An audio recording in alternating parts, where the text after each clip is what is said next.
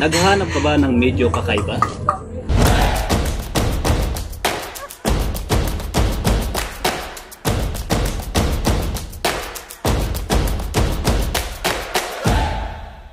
Welcome to Uma Farm! Naghahanap ka ba ng lugar na pwedeng mag-refresh sa kalikasan habang nag-enjoy ng masarap at masustansyang pagkain? Narito ang Uma, matatagpuan sa Tadyangan, Tuba, Benguet, few minutes drive from Baguio City, managed by a Turugi, Sir Elmer Makalingay. Hi everyone, I'm Elmer the farmer. Welcome to Uma Farm. In here we are promoting, showcasing farm-to-table foods. Most of the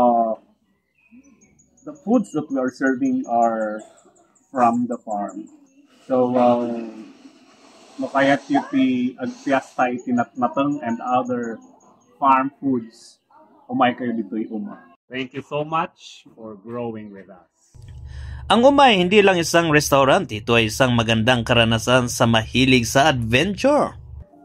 Right, so good morning, Ito ang kanilang lunch buffet. Dahil may sarili silang farm, lahat ng mga sangkap na ginagamit sa kanilang mga putay ay sariwa at direktang galing sa taniman. Fresh from the farm to your plate, ika nga. Every Sunday, inihanda nila ang kanilang brunch at lunch buffet na perpekto para sa mga adventure seeker at nature lovers. Imagine habang kumakain, napapalibutan ka ng mga scenic mountains at magagandang garden formation. Bukod sa masasarap na pagkain, nagbebenta rin sila ng mga sariwang gulay na kanila mismong itinanim at certified ng GAP, Good Agricultural Practices.